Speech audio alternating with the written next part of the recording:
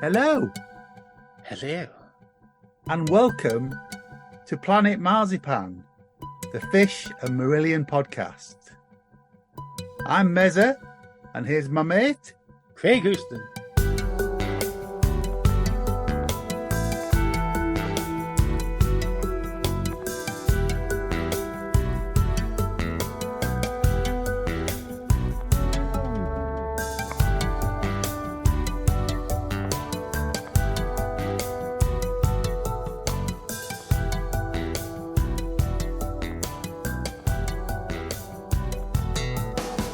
Hello, and welcome to the latest Planet Marzipan podcast.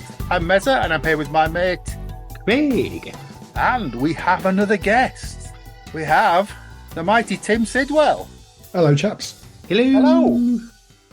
Tim's joined us to talk about Marillion videos and filming bands and that sort of thing. But as usual, we'll start with, how did you first hear about Marillion, Tim?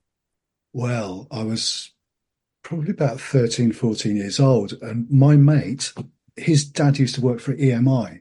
And whenever I went round to his house to play on the Spectrum and all that kind of stuff. Ooh, I was a Commodore 64 guy. Oh, no. Right, podcast over. I'm going home. Yeah, he did all the in-store displays for EMI, but he also he was a rep for EMI as well. So he always used to let us sort of have a choice of 7-inch singles and stuff. So my record collection was quite good, even at such a young age. And it was the Assassin 7-inch single, the cover. I was just flicking through what he'd got on offer that week, and it just caught my eye. Took it home, played it, and never looked back. Really, that was the start of where the journey to where we all are now. Absolutely, yeah. So when did you first see the band live then? It was Misplaced Childhood, Okay. January 1986 at Birmingham Odeon. And that was through my mate's dad as well. We got freebies for that. Me and my mate did. It just visually stunning show, and it was my first ever gig as well. So, oh wow, yeah. Well, there you go. Great place to start. That was the tour with all the sort of the cards on the backdrop, wasn't it? And the playing right. cards. And I remember. I can't remember what stage of the show it was, but I remember Fish jumping off the back of the stage through a window. Is that right? Am I remembering that right? There was the jester jumping through the back. I mean, he might have. I think he might have done, because that struck me as a thing. Yeah. So that was the first time. Fantastic. You're talking to us today because you still have a relationship with Marillion, but it's a far more business-like relationship now. Just to jump right to current day, what's your role in the film production and all that sort of thing? What is your current role with Marillion? Well, it's producing, directing, editing all the concert films that we put out, but it's also expanded over the last few years into YouTube territory and documentaries. I mean, the recent series of Warner releases, each of them's got a documentary on which I've produced. And the YouTube channel, I kind of took that on board sort of during COVID, during lockdown, to try and expand it and get more subscribers and viewers to that as part of the whole marketing mix of the Marillion machine. And that's going quite well as well. So I'm doing quite a lot. I mean, at the moment, I'm in the middle of doing the This Strange Engine documentary. I'm in the middle of doing the second part of Port Zealand from last year, because we released the An Hour Before It's Dark part of it before Christmas, but the second part, the Friday night, and the second half of Sunday is going to come out later this year. I spoke with Lucy earlier on today about all the Marillion monthly activity that we've got coming up. So it's a whole smorgasbord of visual delight. And do you work for other bands as well, don't you? Freelance, you work for them? Yeah. I mean, Towards Infinity, my thing is a completely independent production company. So at the moment, I'm also working for Cirque du Soleil. Last couple of weeks, I've been at the Royal Albert Hall filming show footage, and we covered all the red carpet stuff last week. Today, I've been cutting together something for Big Big Train. Over Christmas, I was following up on some work that we've been doing for Deep Purple. Brilliant. Over the last couple of years. And what are the other projects I've got? I've got a project for an artist called Albert Hammond, who's Yeah, an old songwriter type Yeah. fella who's got a new album coming out in the next couple of months, and we filmed a couple of days with him at Metropolis Studios before Christmas for loads of release material for that, which will be coming up in the next 6 weeks or so. So it sounds like you're really busy. Oh man, tell me That's about a it. good problem to have, though, It's a surely. great problem to have. I wish I Yeah. could clone myself. Yeah, So, I was talking to the girls at work, and I was saying they were coming on to speaking to Tim, and they said, "Oh, so what other stuff's he done?" I was like, "Oh, he's done steps, and he's done banana rama and that."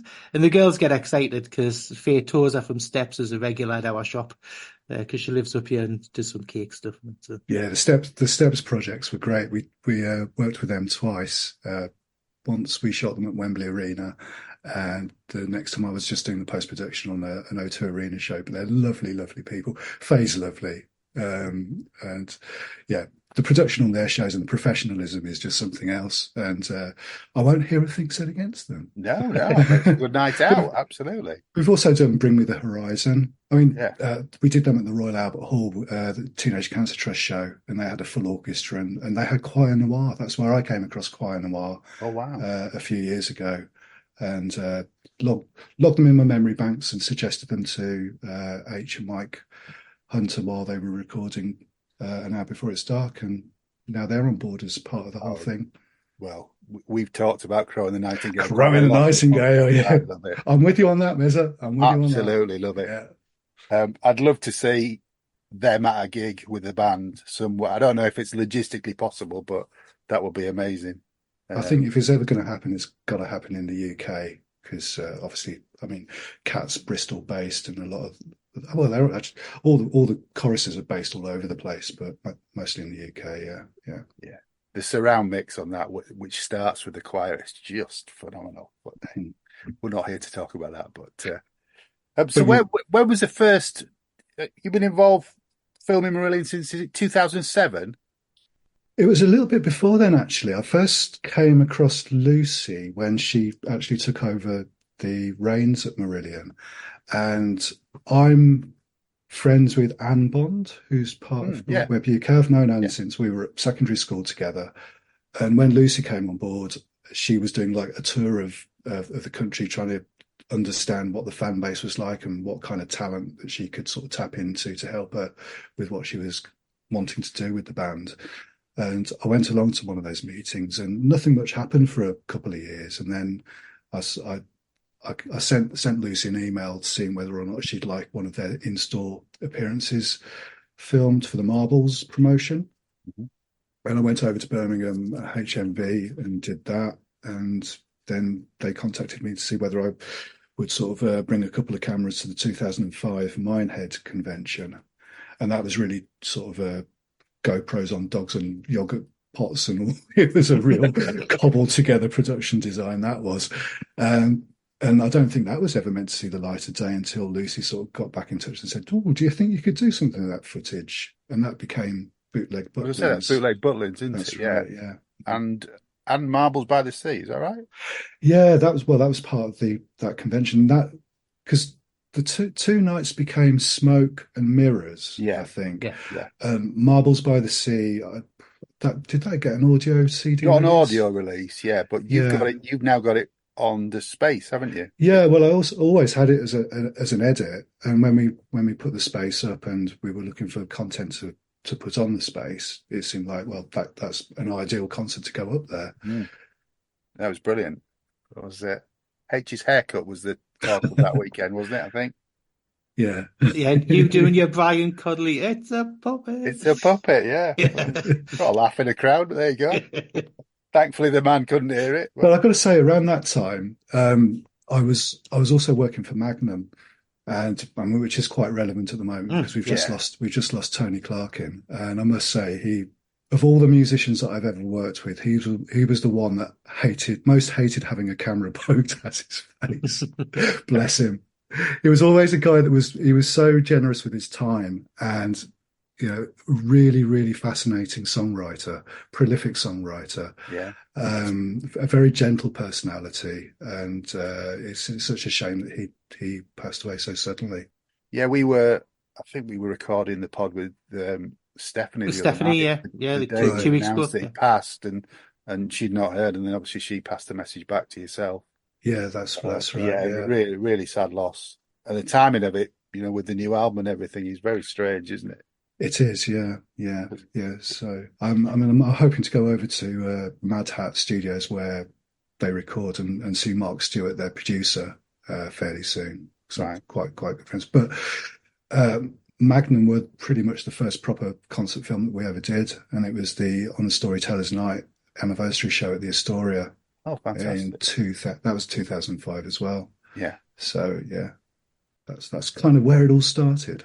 Because the prior to yourselves doing the Marillion shows, it was primarily the Boom Boom Boys, wasn't it? That's right. Yeah, And yeah. have you got some of their footage on the space as well? Is that right? Yeah, I mean, we've expanded the space so that it includes as much, concert footage as possible. And of course, they did all the stuff that was on the Wish You Were Here Yeah. box set. So the first couple of conventions, there's absolutely tons of footage from that. And of course, they got the world record first up for the fastest turnaround from concert to DVD release, which we then went and smashed at the Wolverhampton Civic in 2013, yeah. 2013. Yeah. Just do my research today. The previous record I think that they had was 63 hours, Yeah. and you've got it in 10 and a half hours, is it? Well, I've got the You got the plaque? Guinness. I've got the plaque up there. It says 10 hours 31. Yeah, yeah. Yeah, that was some night that was.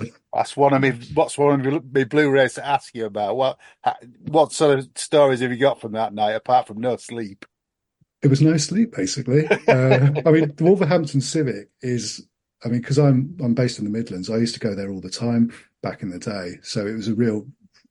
The first thing that struck me about that project was seeing all the people lined up in the morning afterwards outside, my local gig to buy stuff that we'd actually produced, which was absolutely mind-blowing. I'll bet. But I mean, the one abiding memory that I've got of that, apart from actually going through the process of doing it all, was that I was in that venue by myself all night long. Oh, you were on your own? Yeah. All right, I didn't And realise that. at 3 o'clock in the morning, I was in a room just sort of off the balcony within earshot of the auditorium. About 3 o'clock in the morning, I swore that I could hear somebody sweeping up the plastic cups. Oh, dear.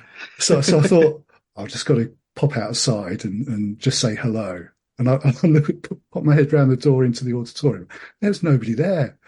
And I found out about 3 years later that allegedly the Wolverhampton Civic Hall is the most haunted concert venue in the country. Wow.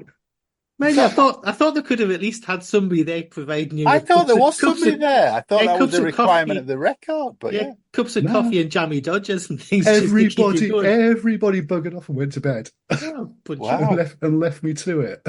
as Lucy would say, twat. I've never really compared the two. Is there a massive difference in the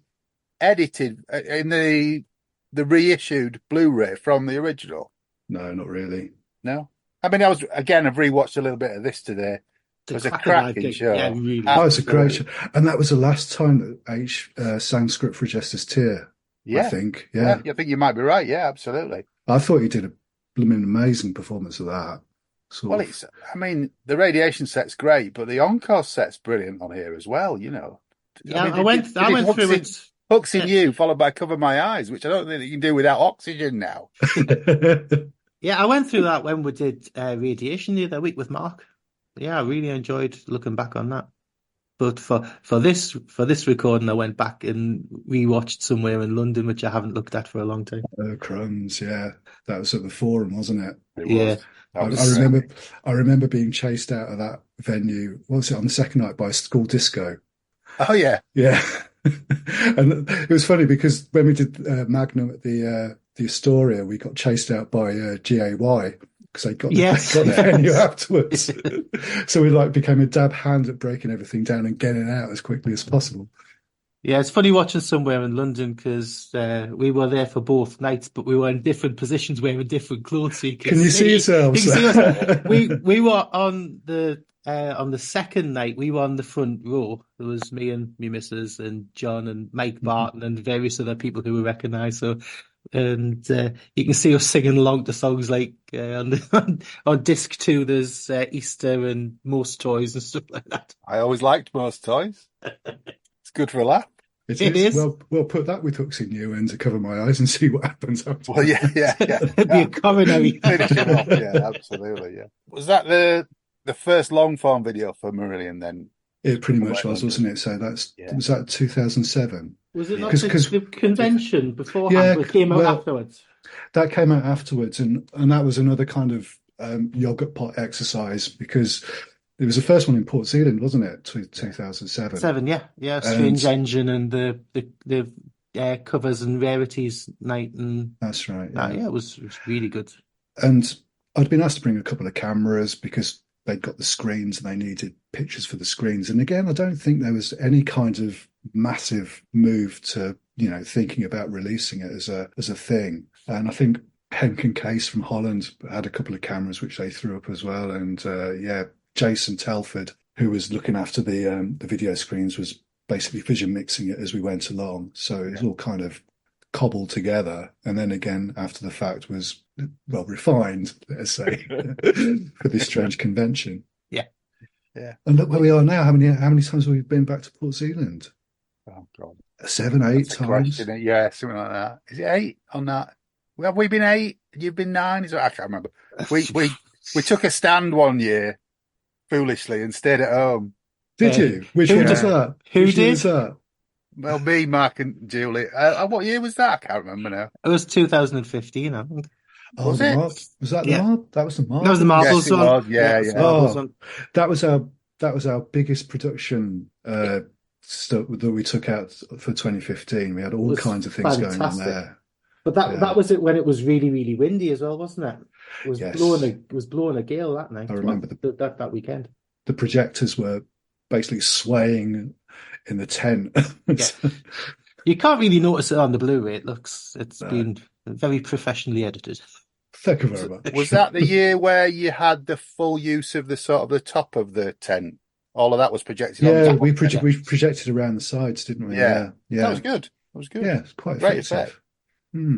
Do you have much input do you work with Jens on the lighting to be compatible with your filming, or do you work I independently? mean, the god of light. Yeah. I've got to say first up that what a lighting designer. Yeah. I mean, we've filmed gigs for bigger bands whose production values have been severely wanting compared to a Marillion show.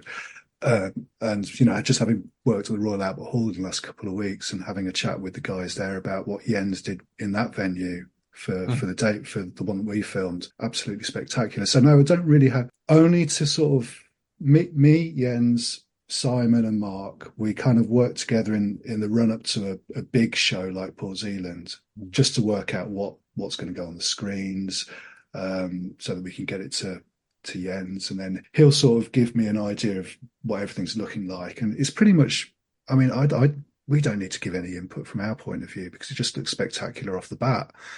The only thing that we really get involved with is actually when we get there and we have to sort of adjust our cameras to his light levels. And I've got to say, sometimes when Jens throws the power of 1 billion suns from the back of the stage out into the audience, we're like, I've one of my colleagues, Steve Gould, who people have probably seen his name on the credits of everything that we've done ever since 2007. He's a vision engineer, so he sits backstage and he does what's called racking the cameras. So he'll remotely adjust the iris on the cameras to adjust for the lighting levels. He's on his toes all the time, or his fingers in him. Has to have nimble fingers all the time just to sort of make sure that Jens's lights don't get too bright. I was thinking from a non-technical point of view, I was thinking more of some of the older live shows that I've seen, none of your work, but where, say, the stage is bathed in red, it's not particularly great on camera, or, things like that. But that's not sort of Jens's style, is it, to just do that? No, he's Jens's style is, I don't know, it's dynamic and forensic at the same time, because he'll have something programmed for every beat of a song. every nuance of a song, he'll have a lighting state ready to go, and that's something above and beyond what I've seen other lighting designers do. The other lighting designers are quite happy to sort of put a wash of color across the stage and maybe a couple of accent lights here and there, but throughout a whole Marillion show, Jens will have got something up his sleeve for pretty much every moment. Which is absolutely astounding. The work that goes, the preparation that goes into his work, is incredible. But then again, all he has to do during a tour is then just stand there and just press a button to change the lighting. He does nothing else all day long. Although saying that, we did a lot of backstage filming at the Roundhouse gig before Christmas, which is going to get edited together into some kind of like day in the life of a Marillion show, which we're looking to put up on the space at some point this year. So you'll see exactly what Jens gets up to there. Yeah, that was a great show, by the way. The Roundhouse gig, wasn't it? It was a great gig. Do you like it as a venue? No. In short, no. I think I had a bit of a nightmare getting in, and you've got to get in and be there at a reasonable time, so you're inside the pillars. We had a good view, but I'd got mates who were there and were sort of stood outside the pillars, and obviously it's a restricted view from there. It's a lovely venue. It looks lovely, but but practically, the experience. I remember being outside, about half an hour before doors, and it was chucking it down with rain, wasn't it? And the queue was going right down the road. Yeah, not good. I mean, I've been there 2 or 3 times over the last couple of years, and it's always been rammed, absolutely rammed. Yeah, I think the theory of it is better than the practice. It looks good on camera. Yeah. I'm sure. Yeah. But yeah, it was a great gig. Would I choose to go there again? Probably not. No. Can I ask you about the 2013 Brave show? Yeah, sure. I mean, this was quite a sort of a theatrical show for the band, wasn't it? Really, with a lot going on. Yeah. Does that prove? And presumably you've seen the run-throughs, have you? By the time you get to film it live. Yeah. So with that year, I remember we actually went to the Forum in London for a little bit of pre-production, which basically entailed H standing on the stage, going through his cues. I think he was probably more nervous than anybody else about that particular year because, I mean, they were trying to recreate the original tour, with all the kind of manhandling of him at the end of Hard as Love and the candle lighting and all that kind of stuff. And he wanted to be sure that he was going to get things do the right things at the right time. So that was a pre-production for the show, basically, a day in the Forum.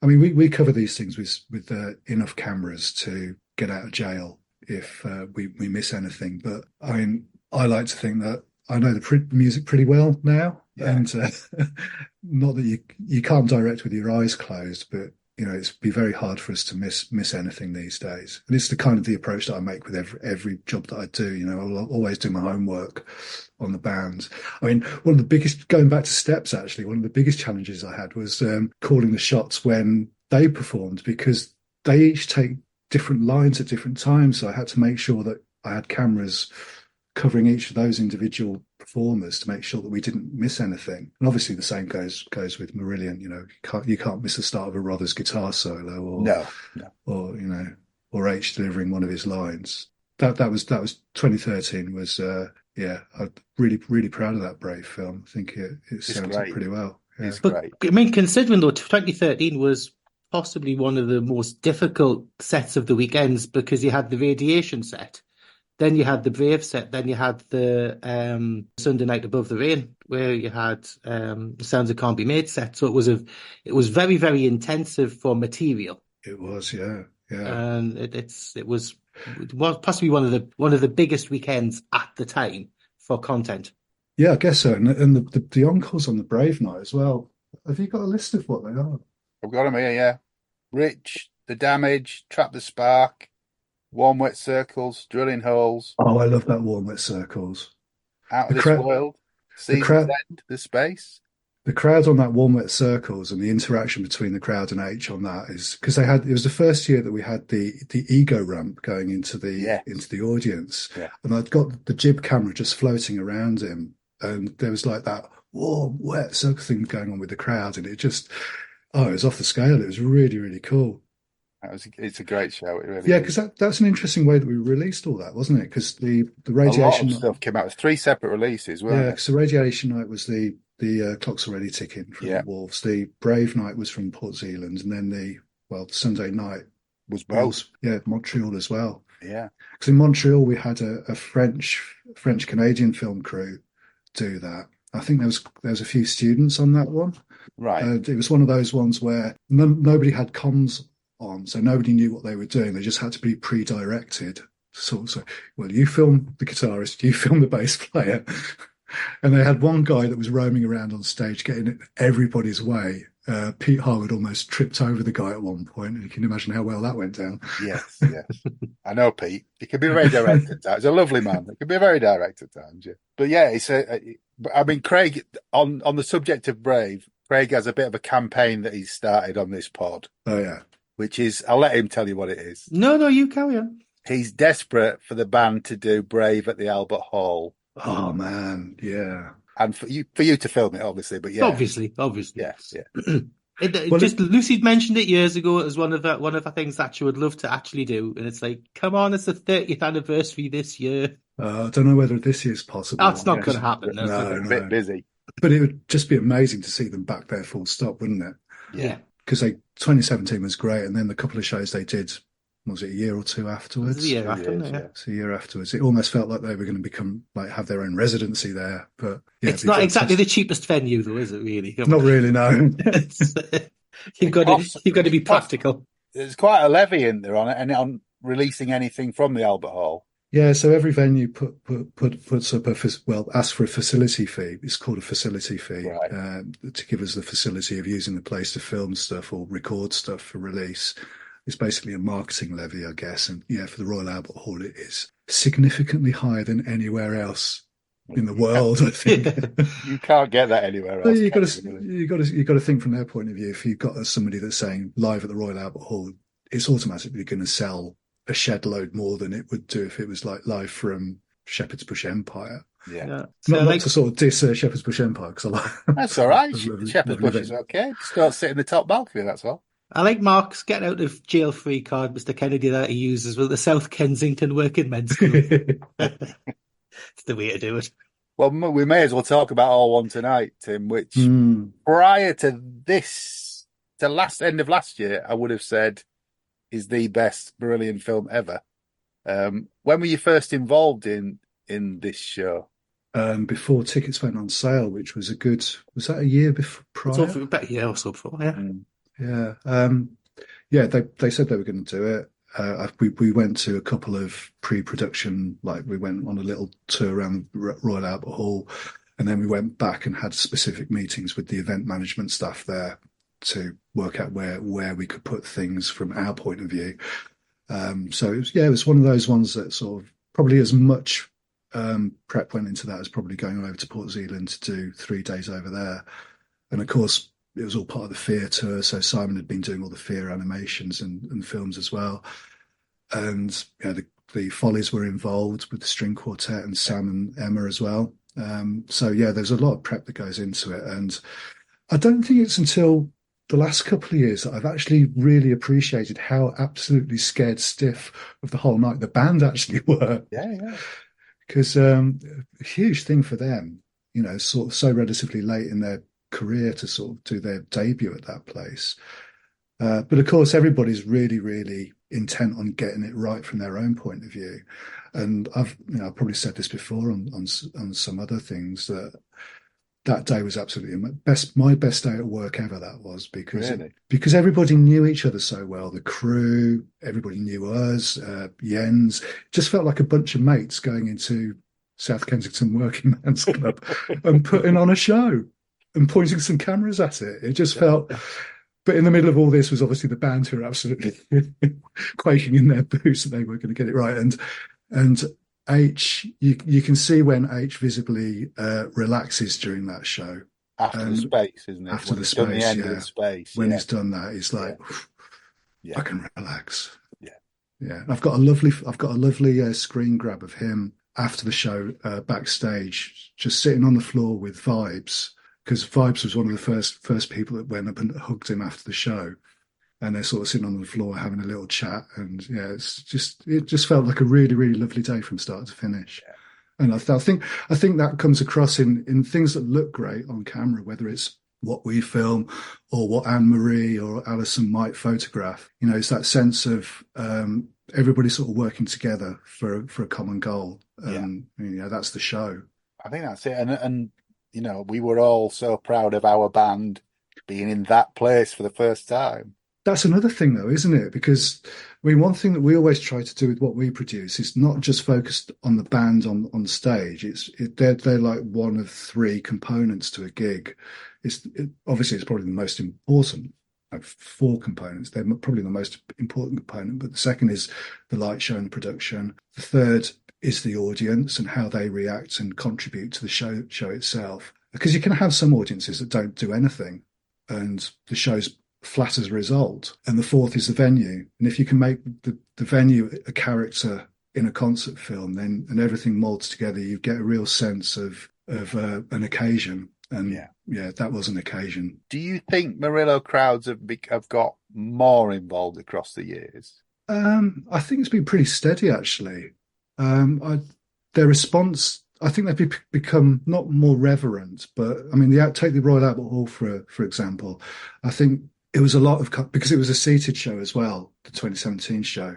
That's always a lot more kind of laid back. You don't get people jumping up and down or clapping their hands over their heads unless they're actually prompted to do so by the band on stage. So I found with that show that the audience participation came at the end of each song until you get to something like Go with the finger lights, you know, and that's where the whole thing falls together and becomes something absolutely amazing. Yeah. Yeah, if you look back at something like Cadogan Hall back when the Less is More. Less is more. Less is more. Moore. More. Yeah, the Les is More tour. That was obviously a completely different atmosphere and a completely different kind of setup because it was seated, it was kind of semi-acoustic and different arrangements of the songs, but it worked brilliantly. You know, it shows how the different kind of shows work so well.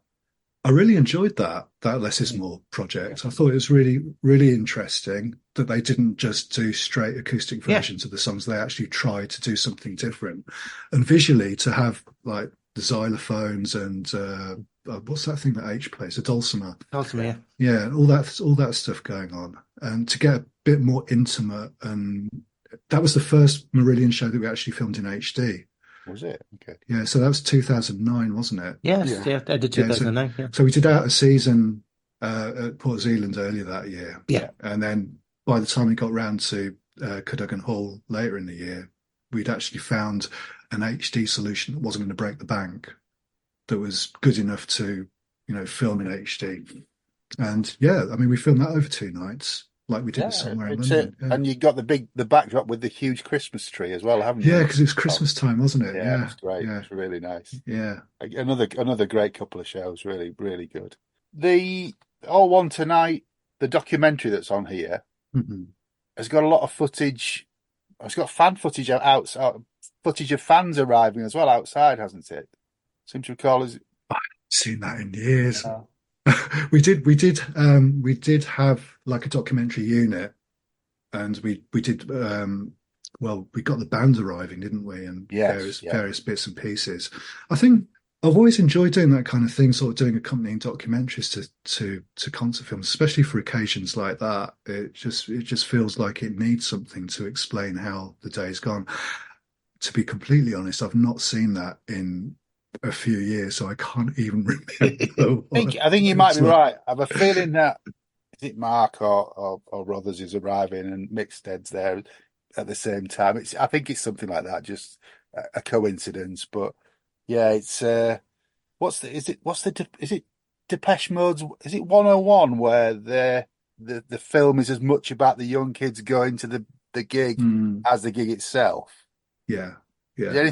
Would anything like that ever appeal to you? Definitely, yeah. I mean, any different kind of angle in telling the story about anything is going to be interesting to the viewers. So, yeah, to sort of get fans involved at some stage, but doing it in the right way that it works for what this band in particular want to put out there. Yeah, I was going to say we kind of got unconventional is quite Yeah, an Mm. interesting one in yeah, that sense because I know for a fact that because I watched the first bit of it not so long ago, and I completely forgotten that we'd got people to send in their journeys. They're from airports and ferry yeah, terminals and getting into their cars and stuff like that. And I rewatched the opening to that film and thought, oh, that's pretty cool. Sort of shows people sort of starting at different points on the compass and sort of converging into one place. yeah. So But yeah, I I, was going to say as on with all one tonight, it's a bit of a curiosity though that Sky Yachts have a habit of showing it quite regularly. It mm, keeps popping up on their schedules in the second half of the concert, but they've never approached to show any of the other films. It's just odd that they keep showing this particular one and they haven't gone, oh well, what else is in the catalogue? yeah, when I think ear music might have had something to do with that. I could be completely wrong. You're probably I'm right. not No, you're sure probably right. because I do a bit of work for ear music, and they do push the films to broadcast. And if they get taken by broadcast, then Sky Arts have this. They sort of buy out a film for a certain period of time, which is probably why you see it being repeated every so often. But they won't support any other Marillion Yeah. content. So I think the venue is probably the attraction of Sky Arts as much as the band, isn't it? You know, from yeah, Sidwell, yeah. uh, but So what yeah, you do is get Barnes to get some of the footage from the other gigs and then CGI the back of the Yes, Royal Albert Hall onto it. I'm sure he'd be up for that. definitely. just coming a bit further up to current times. So there was a best of the conventions put out for last year's Port Mm, Zealand, 21 years best of the weekends. This has got some of the stuff that we've talked about on it though, hasn't it? It's got a couple of tracks from Leicester 2022. I think there's something on here from Marbles by the Sea somewhere else. I think mm. Fantastic Place. I think. Fantastic Sorry, place. Yeah. yeah, sorry. So there's some extras on here, which would for rabid collectors like me was enough to get me to buy it again. Did you have any input into this, or was this just sort of collated by the band and the? No, I think it came as a result of I think Georgina Wistow had the It was idea. George, yeah, Yeah, George had the idea, and because I think we were lacking in new merch or new releases like that for the convention, so he said, "Well, why don't you put together a compilation?" And that's where the idea came from. And to be honest, I think I might have picked most of that set right, list. yeah, Sort of in cahoots with Mike, and then both me and Mike worked together to sort of marry up the visuals and because I mean there's a lot of different frame rates on there. we filmed some of them at 29. That is getting really techie and nerdy now, but some of them are filmed at 29.97 frames a second, some at 25, some at 24. So the biggest headache about that release was sort of getting them all on the same timeline and making sure they all played smoothly. It was ironic that George came up with that idea because on the Space, when we first started it, I sort of did a curated by series where people yes, seen that, yeah, could sort of suggest a set list, and then I'd pull it all together from different concerts, and that's pretty much what that is. yeah, yeah, What the XXI is, and it was about trying to make it feel like a continuous experience rather than segmented. So even though you've got the little kind of graphics in between the songs telling you where the next song's coming from, Mike worked to sort of get the audio to segue underneath it, so you felt like you were almost still in the room, even yeah. though It does you're being flow really transported well, somewhere actually. else. Yeah, Yeah, it plays through as a nice gig, really. And then you've got the really early stuff tagged on the end as extras, from Breen Sands and Minehead, which is a different time and looks very Yes, different. yeah, we remember very those. different. We remember those days. Absolutely, yeah. And never mind the accommodation. But which So brings what? us to this, which Oh, I'm holding up, which is an hour before it started live in Port Zealand, which mhm. I have proclaimed, in my opinion, is the best Marillion live film ever. Wow. It just looks amazing, Tim. It really does. It looks Well, stunning. again, it's testament to everybody's efforts on the night. I think for a starter, the tent looked very different Yeah, because it was wider, which immediately made the whole thing look more epic, both when you were in the room and on camera. yeah, And then what Jens was then able to do with the lights as well, given the extra space, really, really added to it. And then Simon's animations for the Hour Before It's Dark album just really, really, oh man, they really, really sort of integrated the artwork with the live show and just made the whole thing feel like a whole kind of, I hate to use the word branded, but you know what I'm saying? It's like Yeah, yeah. it's got its own, it's got It's its got an own visual identity. vibe. Yeah, it's got Yeah, its own yeah. visual identity, and Simon really pulled that off with the screens. And then the performance of the band, it was absolutely incredible. It was a fantastic night. It really was. I mean, The only the only thing missing was the choir. yes, well, Yes. there you go. There you go. Never, I mean, even with the wide stage, I'm not sure they'd have fitted on, but yeah. I don't think they But had the budget for it. I mean, I love the Sunday night as well. I Mm, can't wait for the second half of Sunday night. It's a tease. It's having the first half of it on there, but I understand why it's released that way. yeah. Well, but I mean, going back to our sort of input into it, the last couple of times we've done Port Zealand, we've taken very minimal camera setup with us compared to something like 2013 and 2015, where we had a Jimmy Jib crane, we had sort of tracking cameras at front of house, we had all kinds of stuff going on. But I think around about the time of the Royal Albert Hall show, we had a meeting at Racket, and we kind of decided that because the conventions were pretty much fan interest only, we'd kind of pare down the production design, save a bit of money, cover the shows, and release them as box sets or whatever for the fans. And then any tour shows that come up, then we put all the beans into that. So with Friends at St David's was an example of that. We put a lot of time and effort into that one. But so it's ironic that you should say that An Hour Before It's Dark is the best one, where we had probably less cameras than. I just think I mean, it's a mixture of the set list, the way it sounds and looks. I mean, the St David's is a great show. It's a lovely show, but and also the fact that they've not put Leicester out. If they'd put Leicester out before this, that might lessen the effect of this. But I think this was overdue by the point it came out to have the live An Hour Yeah. Before It's Well, I Dark. think it's a good example of sort of saving, not burning your matches before Yeah. Keep you're your able to powder do. dry. That's exactly it. Yeah, yeah. Because if we'd put Leicester out, I don't think we even had screens at Leicester, did we, for that show? Can't remember. No, I don't think we did. So you would have everybody's vision would have been not tainted, but would have been informed by that Leicester show. Yeah. So some people might have thought, well, Port Zealand is just another An Hour Before It's Dark performance, when it wasn't just another An Hour Before It's Dark performance. It's pretty much the definitive An Hour Leicester Before was It's Dark. streamed though, wasn't it? It wasn't streamed live. It was streamed though. Does Yeah, does because that provide you with any extra technical challenges or?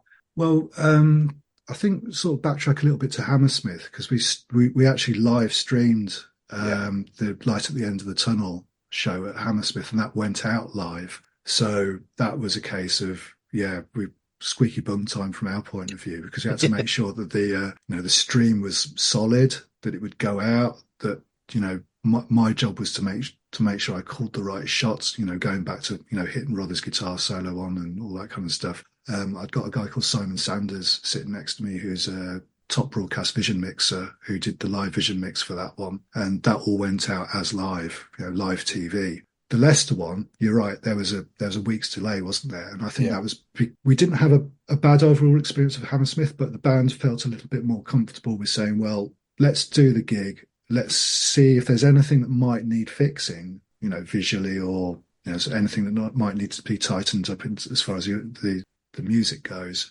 Let's give Mike and Tim a week to sort that out and then put it up. So we had a similar setup for Leicester. I had a vision mixer. We vision mixed it live. So all that I needed to do in that week was to tweak the edit just a little bit. And I don't think I really needed to do very much. It sort of went out as it was filmed on the night. You've got the added bonus then of everyone who was there streaming it as well. That's right. Yes.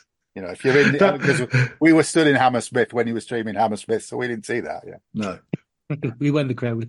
And the H Natural, because you've streamed a couple of H Natural shows now. Yeah, we've done, the first one was the the one at St John's in Oxford during lockdown, where we had no audience, which was really, really strange. Um, H found it really, really strange. And but I thought I really, really liked that because we were almost able to set it up as a TV shoot rather than a concert shoot. So I Yeah. worked with Stevie Finch from Cyan, who's been involved with the band for a number of years now. Well, a number of years, a couple of decades, I think. Yeah. They're the lighting company that supply Jens with all the lights for tour and stuff. Yeah, but we sort of came up with this kind of light bulb idea and got a tracking camera behind it, and it gave us visually some really nice stuff. And then the next couple of years, yeah, we did the Christmas show, but this year we H wanted to try to do something different, so we went to the Crooked Billet when he did the Crooked Billet show. How was that? Um, yeah, interesting, but I'd rather do the Christmas show, to be honest. And I think Right. a lot of people were a little bit disappointed that because we'd done it for 2 or 3 years, that they'd sort of put that into their Christmas tradition box and Yeah. yeah, let's watch H Natural the Saturday before Christmas kind of thing, and we didn't do it this year. No. So hopefully we'll go back and live stream again because he's building up the shows, isn't he? Because he did Yeah. 2 this year there, didn't he? Yeah, he did too. And then he's also done Trading Boundaries about 3 or 4 times, Mhm. either in November and December. Have you seen the Friends Romans that he did with Ranastran? Yeah, I've seen bits and pieces of it. Yeah, because I've got all that material here. So whenever H wants a trailer for anything, then I sort of delve into that. Yeah, that looked pretty nice as well. You're not I involved in the Rome thing that he's doing in a couple of weeks then? No, I did too. I did have a hand in filming the Stockholm show. I don't know whether that ever came out. No, I've seen don't think that. so. No, that was in 2015. I was over in Stockholm exactly the same time as H was playing the show. And he phoned up and goes, I've got some guys who want to film it. Can you come and help them? So, all right, If I must. if I must. You mentioned earlier about the documentaries for the reissues. Mm. I think I've said it on the pod already. They're the first thing that I put on when I get the boxes now. They're just the script one in particular is just it's a potted history of the first 3-4 years of the band. You know, getting everybody Yeah. else involved was a masterstroke. It's really good. Yeah. I mean, that's got a lot to do with the guys at Racket. I can't remember who got persuaded Mick Pointer to come along to do an interview, but fair play to them. Probably Stephanie, I would have thought, but yeah. Maybe. Well, he had to be done first and wheeled out before anybody else arrived. So. But no, I found him to be quite a friendly kind of guy. I think he probably held back a little bit in some of the subject matter, but no, that was a really enjoyable one to do. That was, it's almost like the origins of the band, isn't it? Yeah. Well, it is the origins of the band, and the whole lot all together. The first 8 albums. We bit by bit we're really building up a lovely kind of documented history of Marillion. Yeah. Through their own eyes, which is quite amazing. It's great. And very early on, Depeche Mode put all their albums out on SACD, and each one came with a 30-minute documentary. Mm-hmm. And this is and that again gives you a sort of a history of the band, but this is much more in depth. You're averaging about an hour to an hour and a half on these, aren't you? They seem to grow every release seems to be a bit longer than the last one. So it's really difficult. I mean, like I say, I'm in the middle of doing this Strange Engine at the moment. So we filmed the interviews last year and we went into Racket that day, and not one of the band thought that they could remember a single thing.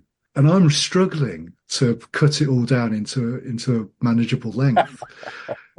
Because, and that was the difference between doing. I mean, we did do the round table documentaries where we had Chris Kimsey come in to talk with them about Misplaced Childhood, Dave Meegan with Brave. Yeah, the earlier ones, yeah.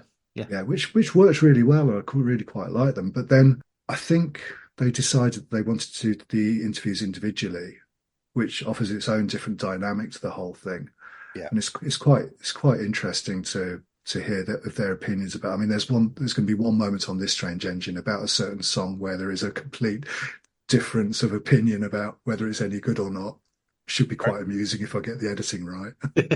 Yeah, I think the films for the first 4 albums, where you had the round table, I think Fish kind of dominates the conversation as well. So rightly or wrongly, and for Misplaced Childhood, I remember Mark came up to me afterwards. He goes, "You know that story that Fish told about whatever it was?"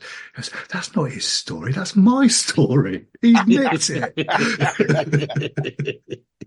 Oh dear. But yeah, no, it's great, and like you say, it's building up a catalogue of the band's history. Um, You know what yeah, though? I think there's still like an overall documentary that needs to be made. You know, like a feature length thing that is 1.5, 2 hours long that actually tells the story of the band from start to well wherever we are now, or finish yeah, or wherever it happens. That is a big challenge, and that isn't a matter of cutting what we've already done and cutting it up because it would have to be approached in a completely different way.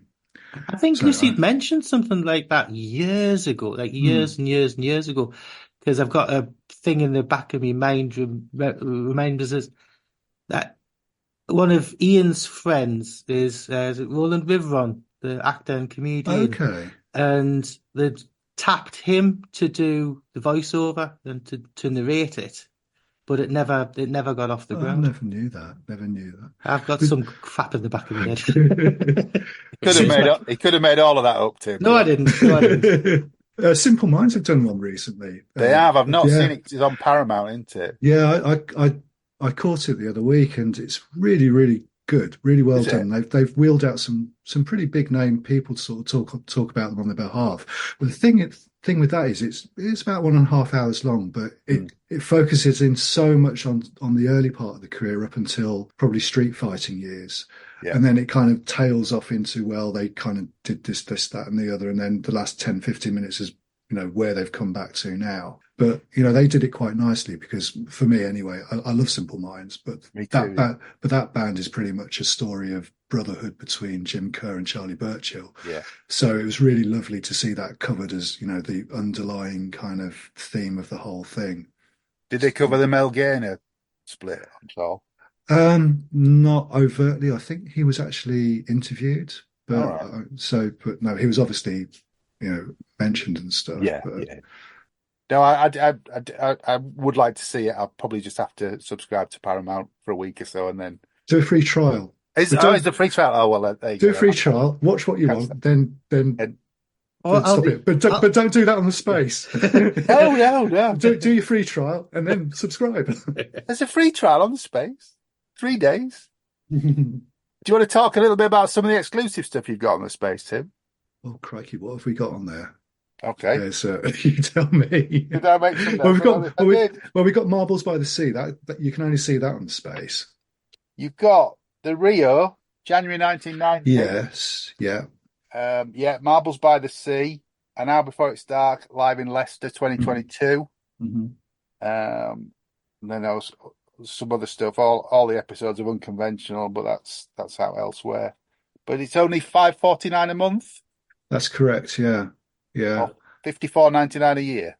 That's right. Yeah, and we're trying so hard to get this right because we realize that people think that it's something that you should be able to watch on your tellies. So we're having a lot of people ask us how to Chromecast or use Apple Play and that kind of thing. And we would absolutely love to have this on what they call an OTT app, something like Netflix or Hmm. Amazon Yeah. Prime, where you can just access it and it pops But up. it cost a fortune, I would It costs an imagine. absolute fortune, yeah. So there are ways and means of getting the space onto your telly, whether it's via an HDMI cable or using a web browser on your telly as well. But we found ourselves being like a TV channel tech department as well as trying to produce the content and do the right thing by putting the right stuff up. But I think the important thing is that we do try and put as much up as possible that is of sufficient professional standard that warrants it Yeah. being there and being paid for. And it's all part of the whole the mix of the visual stuff that we're trying to sort of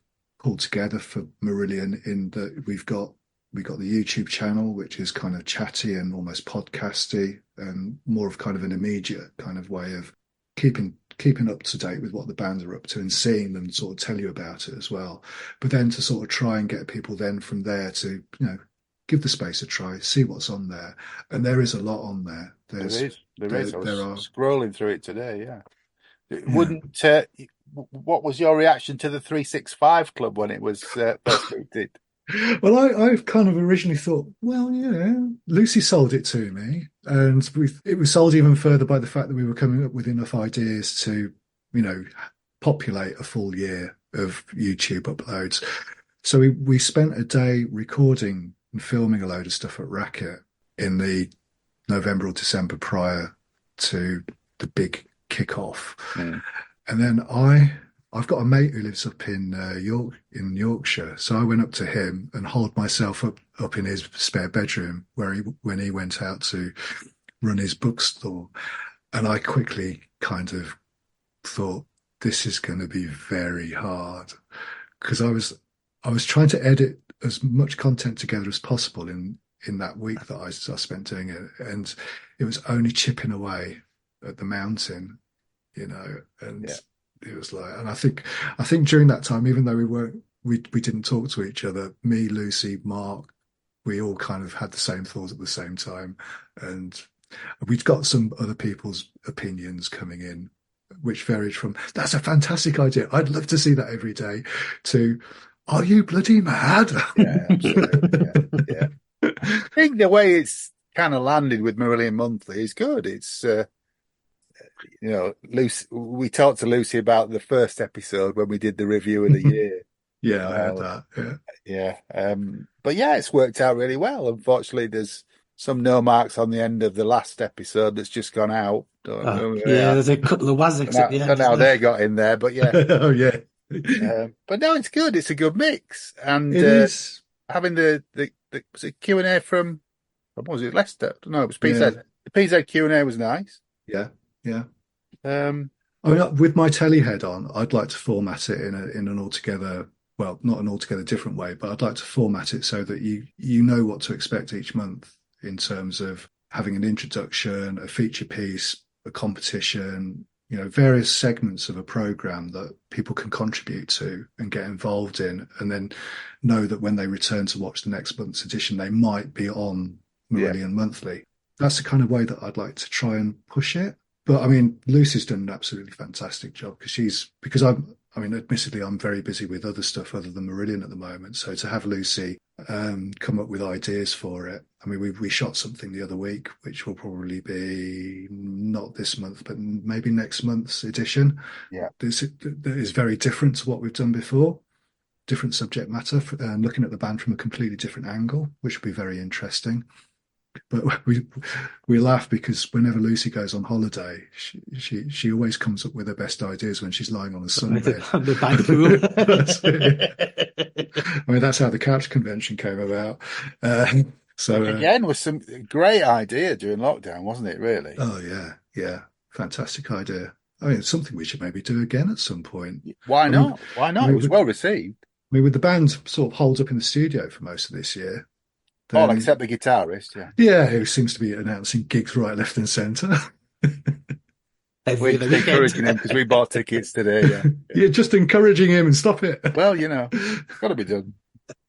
It's either that. I mean, it's going to be a year of tribute bands. Well, it is anyway, isn't it? I mean, all the tribute bands appear to be doing Fugazi 40s tours, don't they? Oh, are they? I didn't Yeah, realise that. yeah, a lot of them, with the exception of Still Marillion, who are going to do an all-dayer in Leicester where they're doing H era and Fish era. So, All right.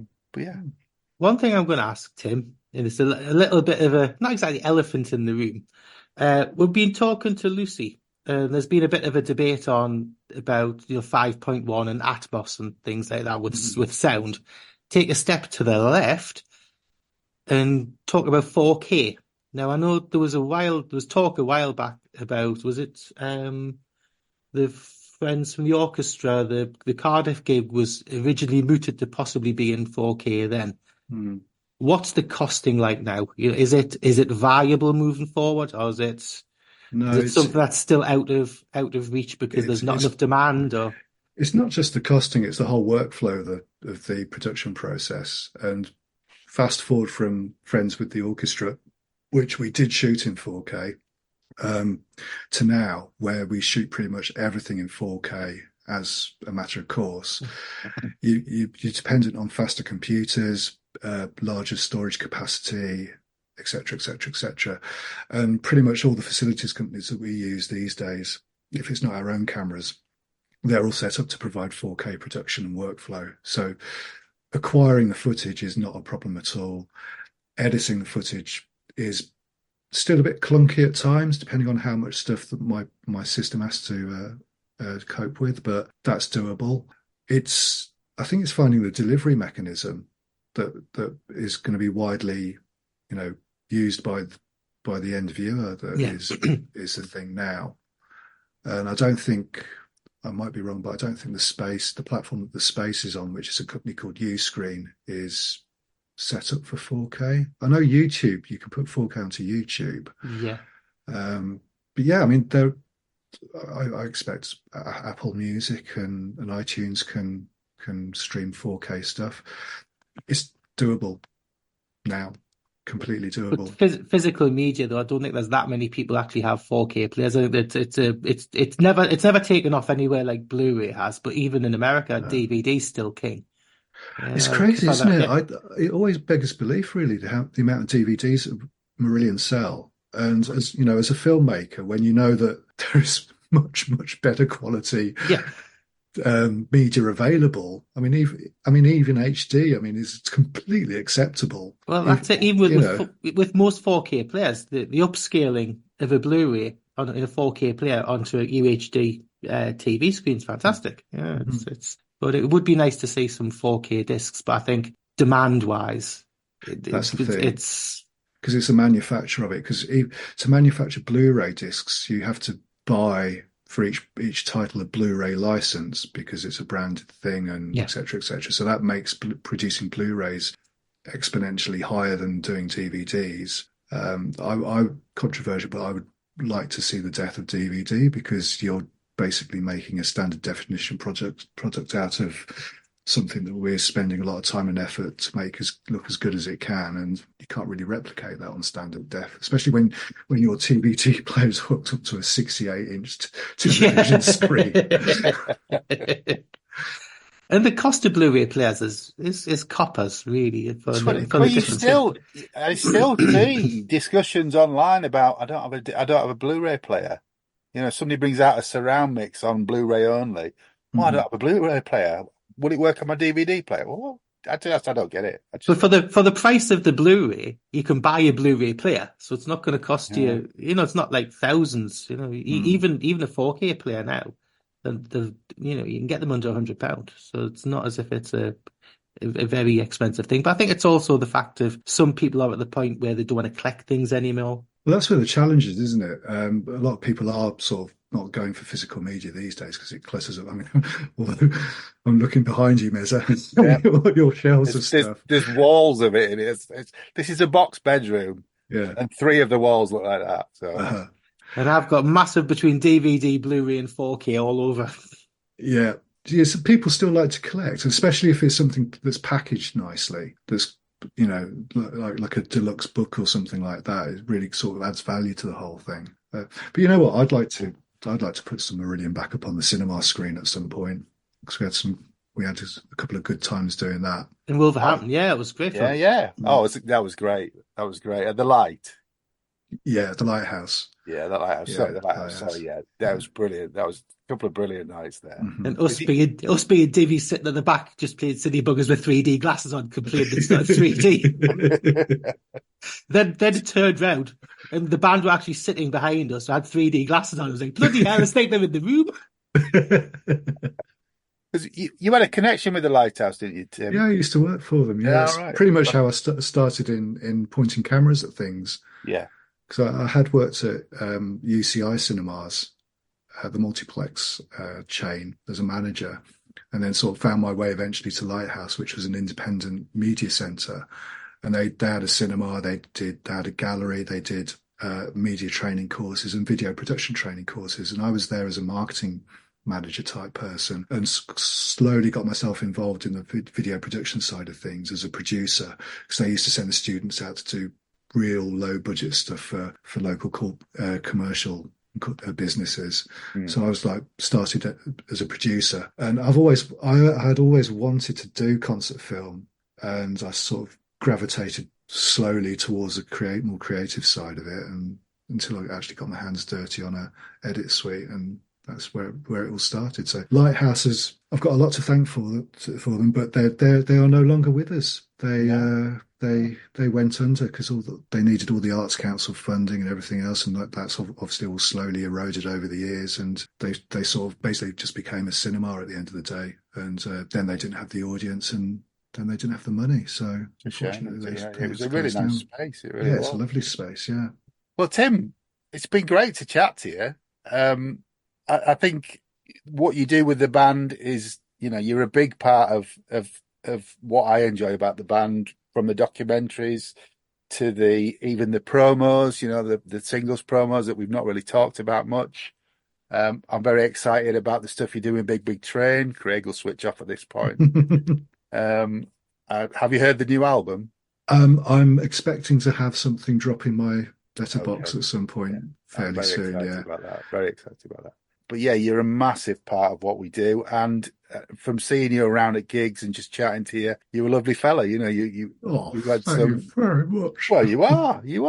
But yeah, thanks for coming on today. We really enjoyed it. Craig, anything else you wanted to ask Tim before we go? I just think you're a legend, kidder. You really Oh, are. stop it. Love your work, and you're a canny bloke. Oh, cheers, mate. You two ain't bad either. Well, thank you very much. And please sign up for the space, everybody. Yes, please. $5.49 a month. It's well worth it.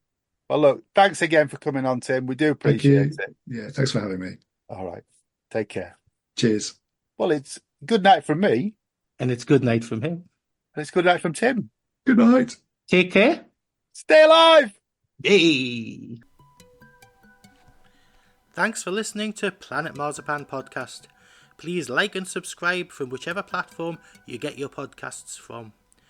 You can contact us at planetmarzipanpodcast@gmail.com and check out Marillion.com, fishmusic.scot or fishmusic.eu for all the good stuff.